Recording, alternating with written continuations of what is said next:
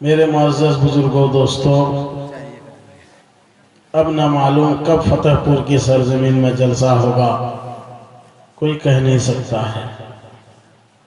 لگتا تو ہے کہ ہر سال کر لیں گے، لیکن ہوتا نہیں ہے۔ یہ موقع بہت مشکل سے ہاتھ آتا ہے، اس کے لیے بڑی تگ و دو، بڑی محنت کرنی پڑتی ہے، جاں فشانی جد و جہد، بھاگ دوڑ کے بعد، بہت سے لوگوں کی تڑپ اور رونے کے بعد اللہ تعالیٰ یہ موقع دیتا ہے۔ اب جب اللہ نے یہ موقع دیا تو ہم سب کو اس کی قدردانی کرنی چاہیے۔ الحمدللہ تینوں دنوں میں علماء کرام مختلف جگہوں سے تشریف لائے اور ہم نے ان کا بیانات سنا، استفادہ کیا۔ اللہ ہم سب کو تمام علماء کی باتوں پر عمل کی توفیق نصیب فرمائے۔ شعراء کرام نے، نظامہ نے، سبوں نے مل جل کر اس جلسے کو کامیاب کیا ہے۔ اللہ سب کو ہر طرح سے کامیاب فرمائے۔ آپ حضرات کا سب سے بڑا کمال یہ ہے کہ آپ اتنی دیر تک جلسے میں بیٹھ کر جلسے کو کامیاب بنانے کی فکر کرتے رہے۔ جلسہ کی کامیابی در حقیقت آپ کی اور ہماری کامیابی ہے۔ جلسہ اسی وقت کامیاب ہوگا جب آپ اور ہم جلسے میں ہونے والی باتوں، علماء کرام کے پیغامات پر عمل کرنے والے بن جائیں۔ سننا خود ایک کامیابی ہے، سننے کے ساتھ ساتھ عمل کرنا ایک دوسری کامیابی ہے۔ یاد رکھیے گا، سننا بھی ایک کامیابی ہے۔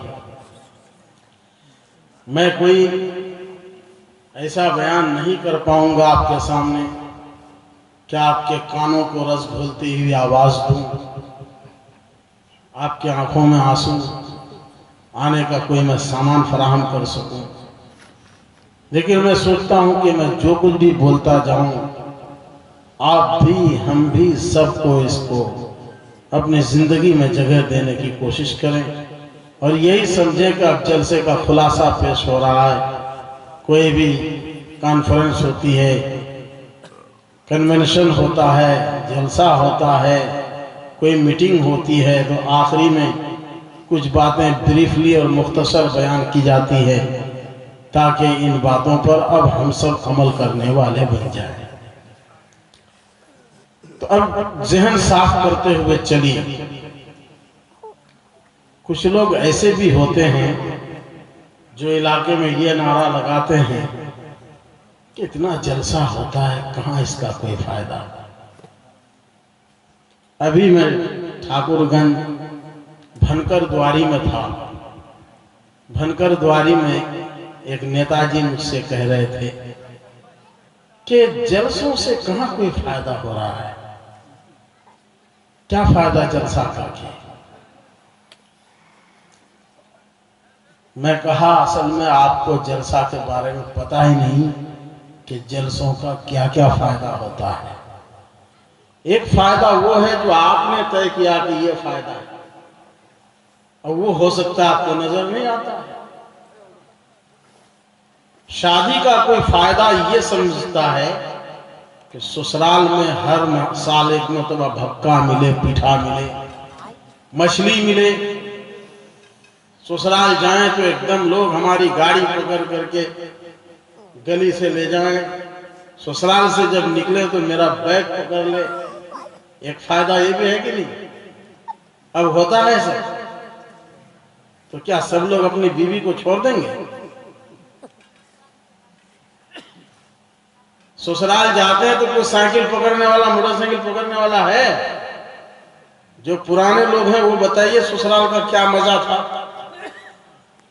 بھکا کی دعوت ہوتی ہے، بہت مشکل ہے۔ سسرال والے کو اتنی فرصت نہیں کہ داماد کو بلا کر کے بھکا کھلائے، نہ ہی داماد کے پاس اتنی فرصت ہے کہ وہ سسرال میں جا کے پڑا رہے۔ گھومتے گھماتے ادھر سے ادھر سے گزر گیا، بولے بہن وہ خود ہی۔ کیا مطلب؟ آپ نے، ہم نے، بہت سے لوگوں نے شادی کا یہ فائدہ سمجھا کہ سسرال میں آہو بھگت ہو۔ بیوقوف ہے وہ جو سسرال کا اتنا ہی فائدہ جانتا ہے۔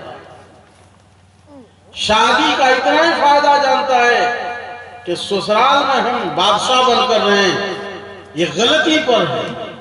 ارے شادی کا فائدہ یہ ہے کہ آپ کا گھر سدھر جائے، آپ کا گھر گھر بن جائے، آپ کا گھر گڈاؤن نہ رہے، آپ کا گھر منظم بن جائے، آپ کا کپڑا کہاں رہنا چاہیے وہاں رہے، آپ کے جوتے کہاں رہنا چاہیے وہاں رہے، آپ کا بستر کیسا رہنا چاہیے ویسا رہے، آپ کے لیے کھانا پانی کا انتظام ہو۔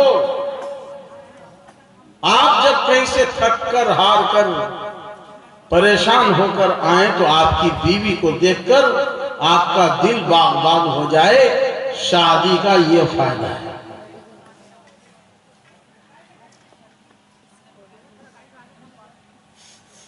یہ کون لوگ ہیں آخر، ہوا کیا ہے؟ بہت غلط بات ہے، انہی لوگوں کی تقریر ہو پھر۔ بہرحال سن لیجیے، یہ مثال میرے ذہن میں اچانک آئی، میں بول دیتا ہوں آپ کو۔